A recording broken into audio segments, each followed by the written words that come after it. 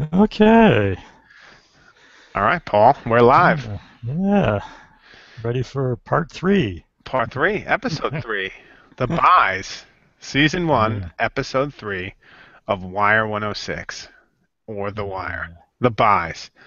Um, and we've been, in the last two episodes, we talked a lot about Simon's vision for the series, the questions of institutions, the questions of aesthetics and choices. Um, and it's interesting because again, you start to get into a rhythm, and you blogged about this, and we should look at some of this, uh, thinking about the aesthetics as they come up again, in terms of, colors, in terms of sounds, in Yeah. terms of motifs that are played out in different ways that you kind of might miss if you weren't looking hard enough. One of my favorite things that starts developing over the first season, and it's pretty consistent, is D'Angelo Barksdale, who's one of the great characters of The Wire, I think. And Yeah. his space is philosopher. His space is kind of existentialist, right? Like dealing Right. with larger questions like why does it have to be as it is, like, and particularly the game. And it's Yeah. interesting, you know, this season is a lot about that, but it's also this episode has two of the most, I think, the best D'Angelo moments. The beginning of the series starts with him questioning why the game has to be played so brutally and so violently, and then he talks about the game of chess and how it relates to the game of dealing drugs, right? Right. So D'Angelo really is magnificent in this series, and particularly in this episode. So one of the things we might do is start by looking at D'Angelo's opening kind of discussion and kind of um, you know, consideration of why the game has to be played the way it is. So I have that one queued up. So All let me right. share my screen and take a quick look, and maybe that will get us started a little bit about, you know, D'Angelo, the game, and whatnot. Yo, shit is late. Yeah, they still filing up. Usually come off the chain street ready, but this time they got a vibe. Yo, got a tussle, man. Yeah, later. You got a tussle, man? Nigga, it ain't even 9 o'clock and you fainting on it. Get the fuck out of here, man. Yo, why you act like that, yo? What's these junkie motherfuckers? So you just gonna take his money all day and treat him like a dog? How I'm supposed to treat him? I don't know. But you ain't gotta punk him like that. Punk is so. He goddamn drug addict. And you a goddamn drug dealer. So? So what? Oh, what? The customer's always right? Yo, we in the projects. The customer be fucked up. Can't get these niggas shits, man. Why not? Why can't you? Shit, everything else in the world gets sold without people taking advantage, scamming, lying, doing each other dirty. Why gotta be that way with this? Because they dope fiends. Yeah, but the game ain't gotta be played like that, yo. You can't tell me this shit can't get done without people beating on each other, killing each other, doing each other like dogs. Without all that, you ain't got 5 down here on our backs every 5 minutes, throwing us around and shit. Shit. You think 5 care about niggas getting high in the projects? Man, 5 be down here about the bodies, yo. That's what they be down here about. The bodies. Squires, young squires. Ah, what you want, nigga? And so then we have, the great bubbles coming in and Yeah. offering them hats, and there's another moment of surveillance there, right, where they're being watched by Griggs and McNulty. But there's a moment there that I really like, and one of the things that struck me when I was watching is this idea that the game can be played differently, and policing can happen differently, and drug dealing can even happen differently, is something that's alluded to and played out in season three, right? Right. So with Amsterdam in particular, which we'll get to, but it's just very interesting, this kind of deep philosophical vision coming out of D'Angelo. It's pretty consistent throughout the series. Yeah. Yeah. String tries to play the game a little bit differently too, right? He wants to be a businessman, and we see some of that coming in later. Elastic costs, right? I mean, Yeah. inelastic costs. It's great. Yeah. Yeah. And the other thing that's going on in that scene there is like there's some mirroring from the previous episode. D'Angelo's kind of reflecting the speech that McNulty gave to him in the interrogation room. Yeah, exactly. Yeah. Absolutely. Like, why does it have to happen? Yeah, that's a really good point, and I hadn't thought about that. Yeah, so that's again bleeding into this episode and bleeding into that kind of notion of the characterization, and these things matter. Yeah. Yeah, that's a brilliant one. And one of the ways to play off it, and we've referred to it and referenced it in the situation in the suburb of St. Louis, right, is starting to explode in police brutality towards the young man, and how that's just really not going away. And it's interesting how much that's resonant of what happens in The Wire with Pryzbylewski and blinding that kid. And the next scene that struck me, particularly given our moment, is the way in which that's dealt with by the higher ups, right? So you have D'Angelo talking about like, why does it got to be dealt that way? Then you have the credits, and then you have with all of the people in power dealing with it in such a matter of fact, in some ways very kind of business-like but violent way, right? Disregarding of human life, trying to protect their ass. They're again in this insurance room-like office making big decisions that affect, potentially hundreds, if not millions of people. And, it's all just matter of fact. How do we cover our asses, and how do we all look good, and how do we ensure the next moment? So here's a scene that's a kind of a scene where Daniels is with the Muckety Mups and kind of trying to deal with the fact that this is the reality he's now in. And it's interesting because the last episode ended with Daniels and his wife talking about the ethics behind that and about the deeper questions around this as a police officer and what you got to deal with. So here's this episode, and we'll show a quick clip from that. 3 witnesses' statements. All of them say the officer's assault on the youth was unprovoked. You know how that goes, Commissioner. People's idea of police brutality is whenever we win a fight. What does the state's attorney say? He says it goes to a grand jury. That's him doing parts as pilot. The grand jury doesn't indict. He looks clean for passing the buck. But if they do indict, they won't. Criminal history is on our 3 witnesses. One longer than the next. Drugs, weapons, assault, more drugs. Shitbirds throwing dirt at good police. Just the same, Lieutenant. I want you to rethink whatever tactic led you to send 3 plainclothes officers to do field interviews at the high-rises at 2 in the morning. Yes, sir. I take it your people have union counsel? Yes, sir. Sir, I would request that pending the grand jury review, Officer Pryzbylewski be placed on administrative leave. I can use him in office, but I don't think we should have him on the street until the grand jury signs off. Let's put our tail between our legs. I think our official stance has to be he did nothing wrong out there. A 14-year-old is half blind. And 2 of ours were injured as well. Goddamn right. They were fucking shooting at us out there. Bobby, what do you think? Keep him off the streets until it clears the courthouse. Okay, then. You're waiting on the grand jury. And there it is, right? It's all wrapped up. It's all just business. And Simon says that in the first episode, right? When he's doing the commentary. It's like the thing that he wanted to get across is all these decisions and all this. It's business. This is just business on both sides. Yeah, but they are thinking, how does this make us look? And how do we react to it make us look, Do we look weak?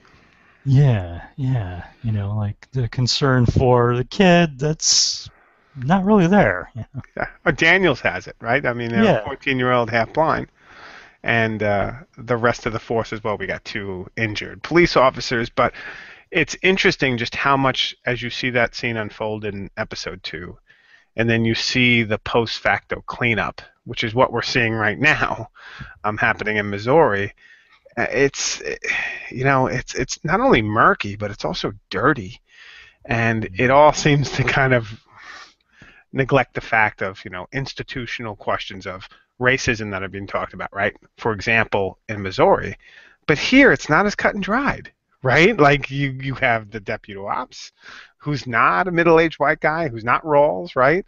Although the chief of police is, but it's just it's an interesting dynamic here that you're playing up against, and cuts across both race, but also deep questions of class and the underclass, right? Yeah. So, Yeah. yeah. So I was struck by that, and also the phones in the background, and just the kind of situation that's all being dealt with, really kind of did Yeah. strike me. Yeah, that's good. I mean, it's a good parallel there too, because D'Angelo's talking about, it doesn't have to be that way. We don't need to have that kind of brutality, and the police just seem accepting of it. Absolutely. Yeah. I mean, it's the idea that brutality isn't just something that happens, in the projects as a result of particular situations. Like, brutality is systemic. Yeah. Brutality is institutional. And it's not institutional across all police, just like it's not institutional across all gangsters, right? Like, D'Angelo is also not uncomfortable, and we'll find out soon the person who he's talking to, Wallace, is similar. Like, they're not built for that kind of world, right? Like, it's Yeah. not just a black and white world. And Yeah. the show really does that well. And I started to pick up on this, frankly, Paul, after you really kind of started alluding to these parallels that are happening in the show. And immediately I was like, the parallel of D'Angelo, and then coming into with the deputy ops. And they're parallel in that they both have very different stories. D'Angelo's asking why, and the deputy ops is just accepting that that's the case. Like, it is the game. You know what I mean? Right. Yeah. So you have deeper philosophical questioning of, one's reality in the pit than you do, in the business office. Yeah. I guess D'Angelo's compatriots there all sort of take the same attitude towards the people in their neighborhood as the police in the office there. Yeah. That's just the way it is. Yeah, and it's like the idea that D'Angelo reminds them, well, you're drug dealers. They might be drug addicts, but you're drug dealers, and like this notion of hierarchy at every turn. It's fascinating, It really is. The last, while talking about the game, and then we'll move on to talk about more specific themes and motifs and sounds, but the last thing I wanted to say is this scene circles back to maybe one of the best scenes, at least written scenes and acted scenes in the whole series, and that's the king is the king, right? The idea of likening, or the analogy of the chess game to the game of, drug dealing in the projects. And so I'll play that scene real quick, take a look at it, and then we will move to what's next. Okay, so here we go. Game is the game. And then here we go. It's simple. See this? This the kingpin, alright? And he the man. You get the other dude's king, you got the game. He trying to get your king too, so you got protected. Now the king, he move one space any direction he damn choose, cause he's the king. Like this, alright? But he ain't got no hustle. But the rest of these motherfuckers on the team, they got his back. And they run so deep, he really ain't gotta do shit. Like your uncle. Yeah, like my uncle. You see this? It's the queen. She's smart, she fierce. She move any way she want, as far as she want. And she is the go get shit done piece. Remind me of Stringer. And this over here is the castle. It's like the stash. You move like this, and like this. Dog, stash don't move, man. Come on, yo, think. How many times we moved the stash house this week? Right? And every time we move the stash, we gotta move a little muscle with it, right? To protect it. True, you right. All right, what about them little bald-headed bitches right there? All right, these right here, these are the pawns. They like the soldiers. They move like this, one space forward only, except when they fight. And it's like this. And they like the front lines. They be out in the field. So how do you get to be the king? It ain't like that. See, the king, stay the king. Alright? Everything stay who he is. Except for the pawns. Now for pawn, made all the way down to the other dude's side, you get to be queen. Like I said, the queen ain't no bitch. She got all the moves. Alright, so if I make it to the other end, I win. If you catch the other dude's king and trap it, then you win. Alright, but if I make it to the end, I'm top dog.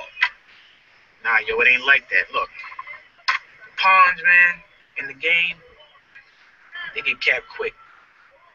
They be out the game early. Unless they some smart ass pawns.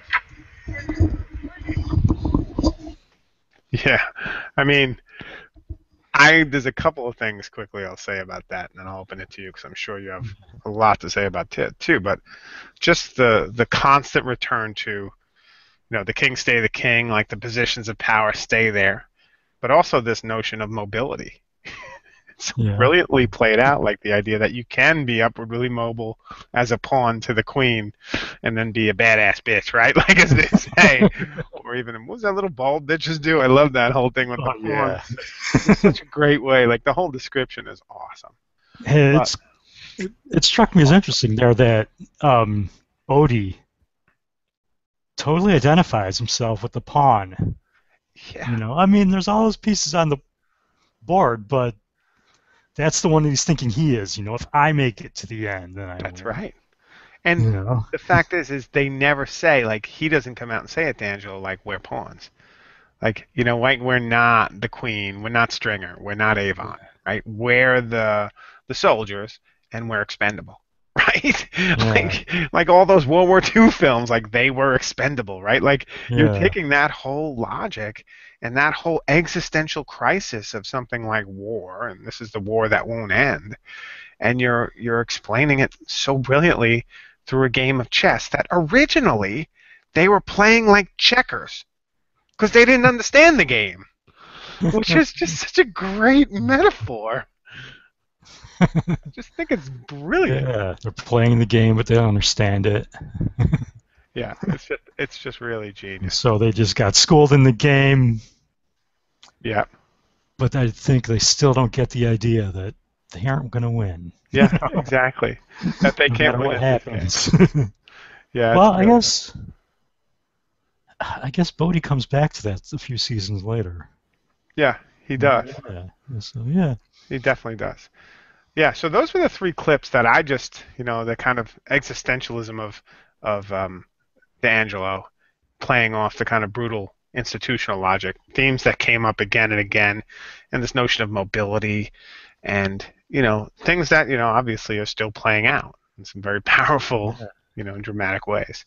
So let's look at some of the stuff that you were talking about in your post about motifs, sounds, etc. Yeah. You bring the shot up. Let's see. There we go.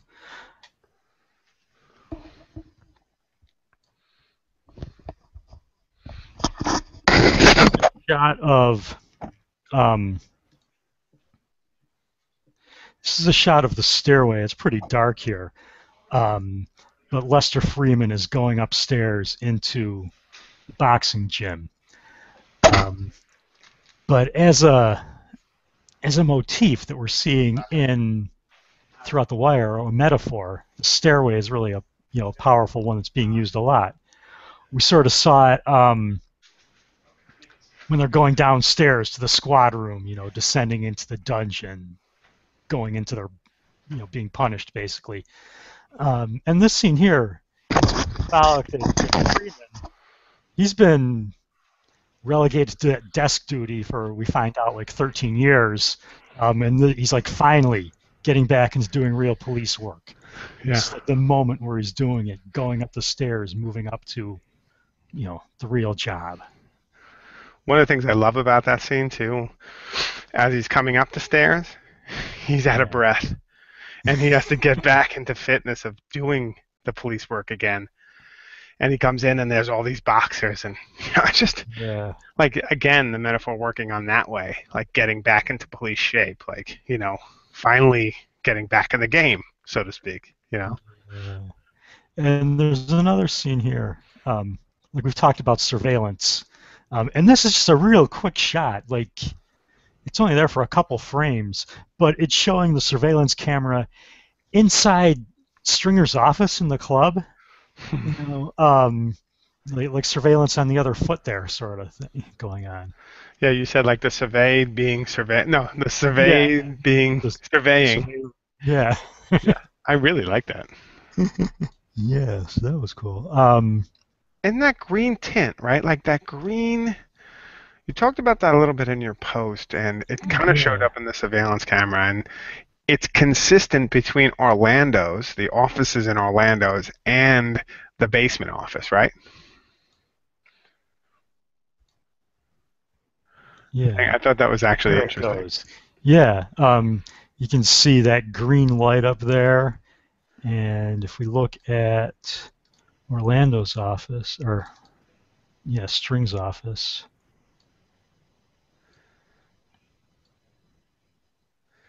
In this shot here, you've got that green in the background, that light, and it's really like, you know, the same idea or the same color scheme. And that's really something that we're seeing going on in a lot of different scenes here. It's almost like institutional noir, right? Like that kind of, like you said, you pointed to another image in your post where it's a very noir shot. It had the lines. It was very dark, and there's a bunch of them, but with that green tint, you can read it in a couple of ways. And one of them is the kind of projection off the computer screen, right? And kind of CRT tube screens, and they have that kind of like, you know, that afterglow. And that kind of like institutional afterglow in some ways is fascinating to me. Because you'll see that green tint in some other scenes in the earlier episodes, but you would see like similar colors show up.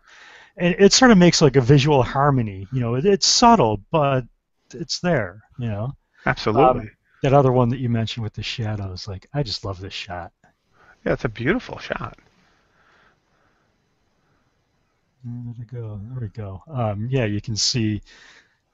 I think he actually like faked some of the lighting here because it kind of looks like the light's coming up through like the sewer grate sort of thing, just to get that stripe effect. But it's just beautiful the way that's set up. And you know, it's not like a big scene. This is just Daniels walking into the police building. It's only there for a few seconds, but yeah, that shot's just beautiful. Well, it is interesting too. I mean, and we're talking about like D'Angelo and. Or at least I am, D'Angelo and his existential philosophy as it plays out, and you know, some of the noir lighting that emerges in this episode, but I think pretty consistent. But it's really, this episode is particularly dark, at least until they do the raid. They go in and they do the raid, and that's. But even when they go into when Omar, who's introduced, and Lester becomes a character, so two of the best characters of the whole series are introduced really in episode 3, and Omar is going to rob the stash house, and Lester goes up through the staircase, as you said. You know, this has a very noir feel to it, right? And it's interesting because noir is so often associated with that existentialism, right? We did that class about hard-boiled fiction, and you know, that deep sense of finding yourself to be a cog within a machine. And oftentimes that noir was brought on by the kind of post-World War II kind of horror of, you know, what do you do with a world without poetry and, you know, without the sense of kind of, or when man can kind of, you know, create a machine that will kill, you know, 6 million people in the wake of the Holocaust. And, you know, I think part of the noir of this series is the machine that has a complete underclass that is systemically kind of, you know, pushed down and suppressed, and you're focusing first and foremost on the police department because that's the vehicle through which it's done. And the horror of it is that they don't even really want real police work to be done. So even real policemen and women can't do their job based on the logic of the system. It's kind of horrifying when McNulty walks out, and there's a couple of dramatic scenes, and he's walking out because he's not going to play into a system that's just feeding itself. And, feeding itself and not doing anything, and not really trying to stop some of the systemic evils. In fact, fostering them. Yeah. Like moving from like the war machine of World War II, just the institutional machine, of modern society there. Yeah, I mean, Yeah. you could see that, and I don't know why, but I just found like for me, the poet of that is D'Angelo, Yeah. and it comes out like, you're a soldier, right? Again, with that war metaphor, and soldiers die, soldiers are fodder, Yeah. they're a fodder for the generals, and the king stay the king, and that could be Avon Barksdale, or more appropriately, it could be, Burrell, and so many other high echelon characters, political and otherwise, we'll see throughout the series. Yeah. Well, yeah, a lot of those people, again, they're in power. They get pushed out for various reasons, but they don't get knocked down. They just end up in high-paying jobs elsewhere. Yeah, exactly. The other thing about that chess scene that I liked, if you listen closely, you could sort of hear it. Yeah. But especially if you put on headphones and listen to some of this stuff, the sound that's going on in the back, it's really like dense and layered, and there's a lot to it. You could hear as they were talking, and again, you have that war metaphor, but you hear the helicopters, you hear the sirens, and all that sound is telling you a story of everything that's going on around them. Yeah. The ghetto birds, right? Like, that's what they're called in that book Monster by that famous gang crip who killed, Saynika Shakur. Yeah. That's right. So, yeah, it's very interesting. And you actually brought out a couple of interesting moments with just the background sound. Yeah. And again, no music, or if the music is happening, it's sighted. It's coming out of a radio, it's in the car. It's not music playing for dramatic effect to kind of pump up a scene. Although I'm sure when they cite it, they have a reason for doing it. No, is there any chance I can get this to come through? I don't know. Oh, the sound? The sound might be a little bit difficult because it's not going to route through your sound system. I usually have to take my headphones off and put my thing. So I can hear it through my headphones. Yeah, and I can't. Okay, so I'll stop that. Stop it. Yeah. I don't know if there's a good way to do that. If I take out, well, if I unplug that, I don't know. I have them linked there though in my blog post. And it is really better, I think, to listen to them like with headphones or earbuds, something where you can hear it closely. But yeah, there's one scene where Daniels is coming, and I think, no, it wasn't after the Shadows one, but Daniels comes into the basement office, and you hear this like jazzy music on the radio, and that sort of gives it that noir feel too. Yeah. And as you're watching, you hear the door slam, but if you like listen to it without watching it, that door slam sounds just like a jail cell. Bam, because they're sentenced to this dungeon. And the typing in the background, like office work going on. All those sounds like tell a story to it. Yeah. And the other one that I really liked was the scene where Omar is robbing the drug dealers. You've got one guy standing lookout outside, and we see a picture of dark courtyard terrace where the guy is. And it all looks pretty scary, but in the distance you can hear gospel music coming from some nearby church, people singing. Yeah. There's a contrast, I guess, there that, there's more to life than this game. There's other things going on. But if you listen really closely, even during the robbery scene, you can hear that underneath all the fighting and the arguing. That's interesting. So layering the sound on top to get a sense of like, this is not the only thing, although right now it's predominantly what we're focusing on. Right? Yeah. And sound as a focus and as a story in and of itself. Yeah. And the third one I had was the scene just before Lester goes in the doorway to the boxing gym. He gets out of his car on the street, and everyone's yelling, blue tops, people are trying to sell their wares there. You don't see it on the screen. You see him getting out of the car. It's dark, but you hear all this activity going on around him. One guy accosts him before he goes into the door. And I'll tell you, an interesting thing for me based on that is I've been watching episode 2 and 3 with not only commentary. There's no commentary on episode 3, unfortunately, but on episode 3 I had the closed captions on, and the closed captions captures everything. It tells you what song is playing and who played it. It shows you, because there's so much interesting kind of like, given that a lot of it's talked in slang. Like, I get some of it, but there's a lot of it I don't get even. Like, I mean, it's there's certain things that they're talking about that unless I see how they're spelled, I'm like, oh, that's what they're saying? And so it's interesting how much of there's a subtext that comes, but it also gets the background sounds. So if there's someone saying like high tops or blue tops or something like that, it will get all that. And I'm like, oh, I didn't realize that's what they were selling or yelling. And so it actually, the closed caption is really effective at capturing so much of that stuff that otherwise you don't see. Nice. Yeah. You saw Alan's post about this where he had a Spanish version of it. That's right. Yeah.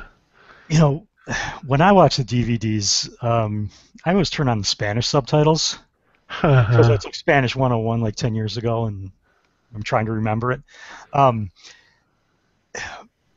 But especially when it comes to that slang, when they translate it, if you listen to it, they're sort of like talking about things without actually saying what they're talking about. There's this oblique sort of language. So if someone's listening in, they don't know what's going on. Exactly. But the Spanish translation is very specific, spells everything out. It makes a really interesting contrast there. Well, it's one of the reasons, like my wife's from Italy, so when I would go to Italy, one of her best friends is a translator. So she translates movies, the David Letterman show, and all these different American cultures. And she basically said, they tried to play The Wire in Italy, but it was untranslatable. Like, they couldn't really translate a lot of what was happening in that because of the oblique language and because of the slang and because of the, every other word is a profanity. And it's a profanity. It's not just a profanity, but it's a profanity in the context of how we use profanity. Yeah, I mean, there's that one scene where it's just profanity, and that's all they say. And they're having this whole conversation, It's so culturally specific in some ways that it's hard to translate. And in some ways, that would be like translating Faulkner or translating, whoever. It would be like translating the great Italian comic Totò, who all of his comedy is based on Italian puns, so plays in Italian language that would be next to impossible to translate for an American audience. Yeah. And that's a very interesting kind of reality with The Wire, right? And I think it's an acclaimed show, but unlike Sopranos or some of the other shows like House of Cards, I think it is, like they're beautifully translated and they're really popular, but I think it's because the language is so much more kind of in some ways conventionally literary. You know what I mean? Yeah. Rather than colloquial and that kind of realism to it. So it's an interesting reality that they came up, and it's like my proselytizing for The Wire in Italy fell short because they can't make it past the language. Yeah, it's like what Simon was saying in his commentary, that this is the story of America. Mm-hmm. It looks like a cop show, but it's the story of our country writ large. And I can see that you have to know the culture, the language, the country to understand it, and it really wouldn't translate, or you'd lose so much if you did it. And I wonder how much more we even lose if the story of a country, but then it's the story of the city. And not being from Baltimore and not really knowing Baltimore, how much, if you're not from Baltimore, you lose in translation. Because for Simon, it was so much about these specific locations in the city that I'm sure would paint an even deeper and richer. Yeah. Even Clark Johnson, who was the director, right? He was from the city, and he was talking very much about the locations and his family being part of the locations. And, there's something very interesting, right? I mean, it's working on so many different levels, and that it still resonates, right? But I'm sure a lot is lost. And I think always that's a kind of a sign of for me, of a kind of rich text. Yeah. Even the, like the local accent. Yeah. They put a lot of effort into that, and I guess if you're from there, you'd really recognize it. Yeah, you that's know? right. And the Baltimore people do, right? The way they just say Baltimore is just something different, right? It's like it's a roll, Baltimore. But it's interesting, yeah. Yeah. The language continues to be compelling in this, as a kind of as many things as does the visuals, as you pointed out, and the sound. But Yeah. his writing, at least in this episode, I love it. I mean, two of the best moments, right? Yeah. So, all right. So until episode 4, Paul. Until episode 4, the king stay the king. King stay the king. All right. Take care. Later.